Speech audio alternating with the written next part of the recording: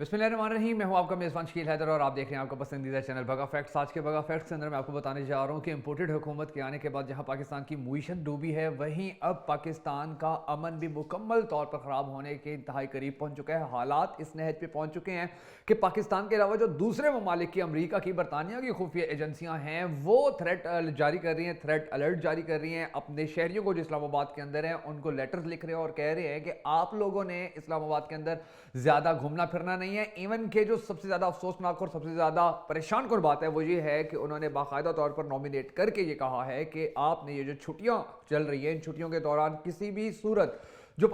पाकिस्तान का दिल माना जाता है, जो इस्लामाबाद का दिल माना जाता है, मैरियट होटल, उसके अंदर नहीं जाना है या उसके अंदर जाकर आपने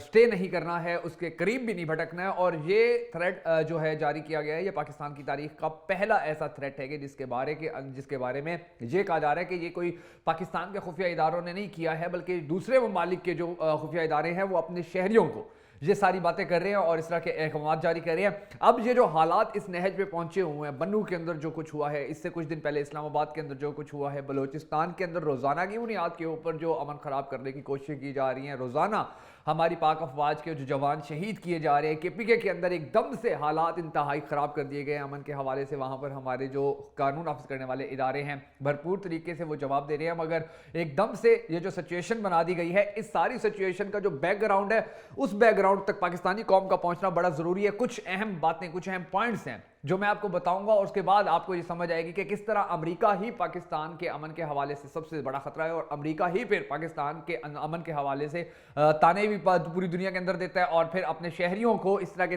अलर्ट्स जारी करके पाकिस्तान को बदनाम करवाता है। लेकिन उससे पहले हम सबको मिलकर दुआ करनी है कि अल्लाह तबारक व तआला पाकिस्तान के अमन को बहाल रखे, अल्लाह तबारक व तआला पाकिस्तान को दुश्मन के शर से महफूज रखे और अल्लाह तबारक व तआला पाकिस्तान के हर शहरी की हमेशा हिफाजत फरमाए। अगर आप भी इस दुआ में शामिल होना चाहें तो कमेंट सेक्शन में आमीन ज़रूर लिख दीजिएगा, क्योंकि अब जो परेशानी है पाकिस्तानी अवाम के लिए, वो परेशानी बहुत ज़्यादा बढ़ती जा रही है। एक जानिब मुईशत है इस कदर डूब चुकी है सऊदी अरब, और अगर चीन अपने पैसे वापस निकाल लें तो पाकिस्तान दिवालिया हो जाएगा। पाकिस्तान के अंदर अमन के हवाले से इस नहज पर यह इंपोर्टेड हुकूमत पाकिस्तान को पहुंचा चुकी है कि यहाँ पर रोज़ाना की बुनियाद के ऊपर हमारी पाक अफवाज के ऊपर, हमारे इदारों के ऊपर अटैक्स हो रहे हैं, उनको शहीद किया जा रहा है और रोज़ाना की बुनियाद के ऊपर अफसोसनाक खबरें सामने आ रही हैं। और अब हालात इस नहज के ऊपर पहुंच चुके हैं कि इस इंपोर्टेड हुकूमत के आने के बाद, रजीम चेंज ऑपरेशन के बाद सिचुएशन ये बन चुकी है कि एक मरतबा फिर से पूरी पाकिस्तानी कौम को इस खौफ में मुब्तला किया जा रहा है कि हम खुदा न खास्ता पाकिस्तान के अंदर जो हालात हैं वो ख़राब होने जा रहे हैं। लेकिन जो ग्राउंड रियलिटीज़ हैं उनको देखकर वाकई ये लगता है कि हालात बड़े ज़्यादा ख़राब होने जा रहे हैं, लेकिन इस तरह के जो अलर्ट्स होते हैं वो ज़्यादा परेशानी का बायस होते हैं। अब इसका जो बैकग्राउंड है वो बैकग्राउंड ये है कि कुछ अर्सा पहले, चंद ही महीने पहले, एक मरतबा फिर चीन ने भारत के फौजियों की खूब ठुकाई की और भारत के कई हज़ार किलोमीटर के, कई हज़ार मील का जो इलाका था जिसको उसने पहले पिछले 2-3 साल के दौरान कब्जे में लिया था, उसमें मजीद इजाफा कर लिया और इलाकों के ऊपर काबिज हो गए। अब जब वो इस तरह काबिज हुए और दूसरी जानिब गुजरात का इलेक्शन भी था, तो वहाँ पर इन हालात के अंदर मोदी ने भारत के अंदर पाकिस्तान के खिलाफ बहुत ज़्यादा बयानात जारी करना शुरू किए और उसके बयानात का मकसद ये था कि अपनी आवाम के अंदर, भारत की आवाम के अंदर, पाकिस्तान के मुखालफत के अंदर दो बातें करके हमदर्दी समेट लूंगा, इनकी हमदर्दी अपने लिए कर लूंगा, इनका वोट अपना कर लूंगा। जैसे आज तक वो जीतता आया, पाकिस्तान दुश्मनी के ऊपर ही उसकी सारी पॉलिटिक्स चल रही है। अब उसने जब ये सारा काम किया और हमारी यहाँ से जो हमारे नए आर्मी चीफ थे वो भी नए नए तैनात हुए, तो उन्होंने फिर मोदी के जो रहनुमा थे जिन्होंने बड़े सख्त पाकिस्तान के बारे में बयान दिए हुए थे, तो फिर हमारे आर्मी चीफ ने मुख्तलिफ इलाकों के दौरे करते हुए एक मकाम के ऊपर वाज़ेह तौर पर ये मोदी को, उसकी फौज को बताया था कि अगर कोई मिस एडवेंचर करोगे, कोई गलती करोगे तो मुंह की खाओगे, और ऐसी मुंह की खाओगे कि फिर हम तुम्हारे घर में घुसकर तुम्हें तुम्हारी औकात याद करवाएंगे और उसके बाद हम तुम्हें बताएंगे कि तुम किस तरह बातें करते थे हमारे ऊपर, या हमारी फौज को तुम कितना कमज़ोर लेते थे, या हमारी कौम के बारे में तुम कितनी बड़ी गलतफहमी में थे। अब जब आसिम मुनीर साहब ने ये बात की और इस बात के सामने आने के बाद अभी कुछ दिन पहले फिर एक और खबर सामने आई कि जी पाकिस्तान के साथ गद्दारी करने वाला, जो पाकिस्तान का सबसे बड़ा गद्दार था जिसका नाम शकील अफरीदी है, जिसने CIA के साथ मिलकर पाकिस्तान की सलामती का सौदा किया था, उसको छुड़वाने के लिए अमेरिका ने कई अरब, $3 अरब से ज्यादा की मंजूरी दी अमेरिकी सेनेट ने कि अगर आप इस शकील अफरीदी को छोड़ोगे, हमारे हवाले करोगे, इसके केसेस खत्म करोगे, तो आपको $3 अरब 40 करोड़ रुपए जो डॉलर्स हैं وہ دے دیے جائیں گے اور آپ کی جو معیشت ہے اس کو بہتر کرنے کے لیے اقدامات اٹھانے میں ہم آپ کی بھرپور مدد کریں گے. اب یہ چیز سامنے آئی اور اب کیا سامنے آیا کہ جی تھریٹ الرٹ جاری کر دیا ہے, برطانیہ نے بھی جاری کر دیا ہے, امریکہ نے بھی جاری کر دیا ہے, دیگر ممالک کے حوالے سے بھی لوگ کہہ رہے ہیں.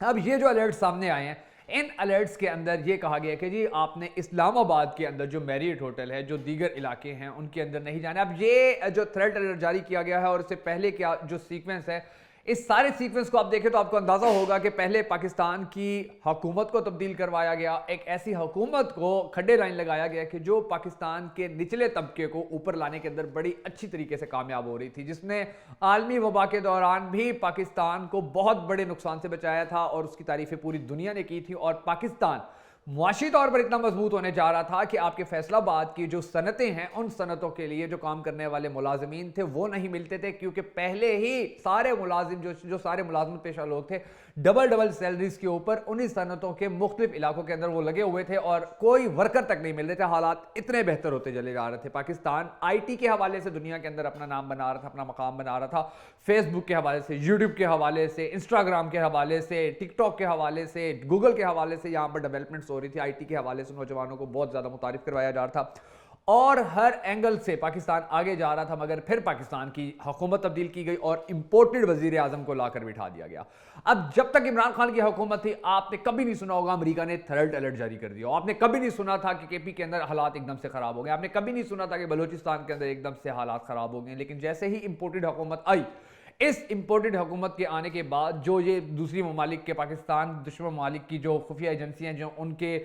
سلیپر سیلز ہوتے ہیں, جو جن کو اسی لیے ہائر کیا جاتا ہے کہ آپ مست زندگی گزارو, جب ہم آپ کو آرڈر کریں گے, احکامات جاری کریں گے تو آپ نے ہمارا کام کر دینا ہے. اور وہ سلیپر سیلز اب جاگے ہوئے ہیں. انہوں نے کے پی کے اندر بھی بہت بڑے پیمانے پر نقصان پہنچانے کے حوالے سے مختلف کارروائیوں کا آغاز کر رکھا ہے. انہوں نے بلوچستان کے اندر بھی ہماری پاک افواج کے ساتھ باقاعدہ طور پر لڑائی شروع کی ہوئی ہے. ان کے بیانات سامنے آتے ہیں, وہ لوگوں کو نشانہ بنانے کے بعد ذمہ داریاں قبول کرتے نظر آ رہے ہیں. اور یہ ساری چیزیں ہونے کے بعد اب حالات اس نہج کے اوپر آ چکے کہ ہمارے اسلام آباد کو بھی نشانہ بنایا گیا اور اسلام آباد کے بعد اب یہ تھریٹ الرٹ جاری کر دیا گیا ہے, جس کے بعد آنے والے وقت کے حوالے سے ہم سب کو بڑا محتاط بھی ہونا ہوگا اور ہمیں اپنے ارد گرد دیکھنا ہوگا کہ کہیں خدا نہ خواستہ ہمارے ارد گرد جو لوگ نئے آ کے رہتے ہیں یا جو کرائے کے اوپر رہتے ہیں یا مختلف علاقوں کے اندر جو لوگ ہجرت کر جاتے ہیں, وہ کون ہوتے ہیں, وہ کہاں سے آ رہے ہیں, وہ کتنے دن سے رہ رہے ہیں, ان کے پاس کون آتا ہے, کون نہیں آتا ہے. کیونکہ یہ ساری چیزیں کر کے ہی ہم سب اپنے اداروں کے ساتھ مل کر اپنے پاکستان کے لیے کچھ بہتر کر سکتے ہیں. اور یہ جو جس طرح سے ایک منظم طریقے سے پاکستان کو بالکل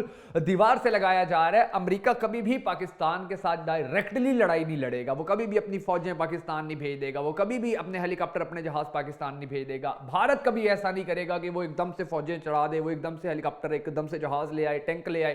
ایسا کبھی نہیں ہوگا. یہ ہمیشہ پاکستان کو کمزور کرنے کے لیے, پاکستان کی جڑوں کو کھوکھلا کرنے کی کوشش کرتے رہے ہیں. پاکستان کی جڑیں, پاکستان کا امن ہے, پاکستان کی معیشت ہے, اس کو کھوکھلا کرنے کے لیے یہ ہمیشہ سے کوششیں کرتے آئے ہیں. ماضی میں بھی کرتے رہے, اب دوبارہ کر رہے ہیں. اور اب ان کو یہ نظر آ رہا ہے کہ اگر ایک مرتبہ پھر عمران خان کو موقع مل گیا تو پاکستان ہاتھ سے نکل جانا ہے, کیونکہ پاکستان کے ساتھ چین کھڑا ہے, سعودی عرب کھڑا ہے, ایران کھڑا ہے, ترکی کھڑا ہے, ملائیشیا کھڑا ہے, اور سب سے بڑی بات یہ ہے کہ رشیا کھڑا ہے. تو پاکستان ہاتھ سے اگر نکل گیا تو اس کا مطلب یہ ہے کہ اس بلاک کے اوپر پھر پاکستان کی حکمرانی ہوگی, اور جو بھارت کو امریکہ چودھری بنانا چاہتا ہے اس خطے کا, پھر وہ اس کو چودھری نہیں بنا سکے گا. اسی لیے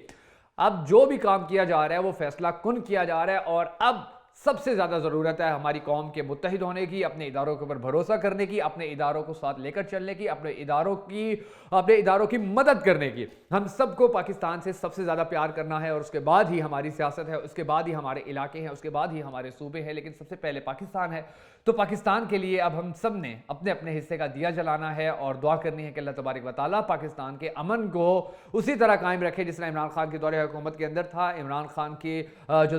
دور حکومت کے دوران جس طرح پاکستانی قوم کو ایک نئی امید, نئی کرن نظر آئی تھی, اللہ تبارک و تعالیٰ سے دعا ہے کہ وہ امید اور کرن ایک مرتبہ پھر نظر آئے, عمران خان ایک مرتبہ پھر پاکستان کا وزیر اعظم بنے, تاکہ پاکستان کے یہ سارے مسائل حل ہو سکیں.